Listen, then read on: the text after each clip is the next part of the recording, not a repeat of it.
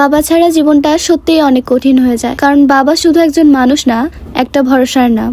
বাবা পাশে থাকলে জীবনটা সহজ মনে হয়, আর বাবা না থাকলে ছোট ছোট জিনিসও অনেক বড় কষ্ট হয়ে যায়। হ্যালো এভরিওয়ান, আসসালামু আলাইকুম। I hope you are doing well. আজকে সকাল সকাল ঘুম থেকে উঠে চলে গিয়েছিলাম ধানের জমিতে। সেখানে গিয়ে দেখি আজকে আমাদের জমিতে ওষুধ দেওয়া হচ্ছে।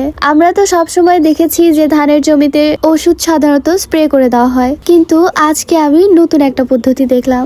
আমার দেখা মতে সব সময় স্প্রে করে ওষুধ দেওয়া হয়, তবে আজকে দেখলাম বালুর সাথে এই ওষুধটা মিক্স করে জমির মধ্যে ছিটিয়ে দেওয়া হচ্ছে, সাথে সারও দেওয়া হচ্ছে।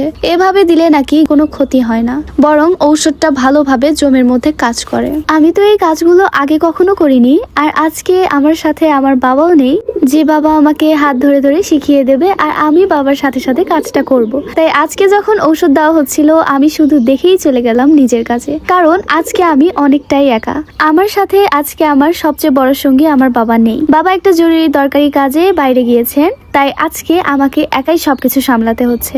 গরুর ঘরের পুরো দায়িত্বটাই বাবা আমার উপর দিয়ে গেছেন, আর বাবার দেওয়া দায়িত্ব কি আর পালন না করলে হয় বলেন? তাই আজকে একটু কষ্ট হলেও একাই সব কাজ করার চেষ্টা করছি। সবার শুরুতেই গরুগুলোকে গোসল করিয়ে দিলাম। আজকে আমার সাথে বাবার সেই পরিচিত মুখটা নেই, তাই আজকে সব কাজ আমাকে একাই করতে হচ্ছে। সত্যি বলতে আমি তো এই কাজগুলো সবসময় বাবার সাথেই করি। বাবা পাশে থাকলে অনেক সাহস পাই। আজকে মনে হচ্ছে একটু ফাঁকা ফাঁকা লাগছে, কারণ আমার সঙ্গে সেই সঙ্গীটা আজকে আমার সাথে নেই। পারি বা না পারি, আজকে আমাকে একাই সব কাজ করতে হবে, কারণ দায়িত্ব যখন আমার উপর দেওয়া হয়েছে তখন সেটা তো পালন করতেই হবে। বাবা থাকলে হয়তো আমি ভুল করলে বলতো, না মা এভাবে না, এভাবে করতে হয়, ধৈর্য ধরে আমাকে শিখিয়ে দিত।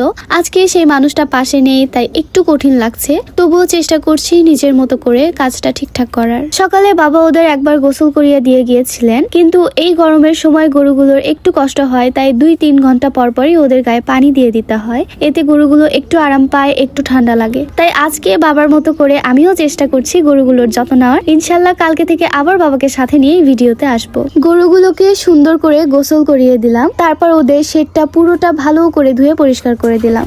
সব শেষ করে এখন ওদের পানি খাওয়ানোর পালা। আজকে কিন্তু সব কাজই আমাকে নিজেই করতে হচ্ছে। অন্যদিন তো আমি শুধু পাইপটা ধরে রাখি আর বাকি সব কাজ বাবা করে দেন, কিন্তু আজকে বাবা নেই, তাই নিজেই পাইপ দিয়ে পানি ভরাচ্ছি, নিজেই ভুসি দিচ্ছি, আবার নিজেই বালতি দিয়ে গরুদের দিয়ে আসছি। গরমের দিনে গরুগুলোকে একটু বেশি করে পানি খাওয়াতে হয়, কারণ এই প্রচন্ড গরমে ওদের পানির চাহিদাও অনেক বেড়ে যায়। আজকের ভিডিওটা এখানেই শেষ করছি। সবাই ভালো থাকবেন, সুস্থ থাকবেন। আল্লাহ হাফেজ।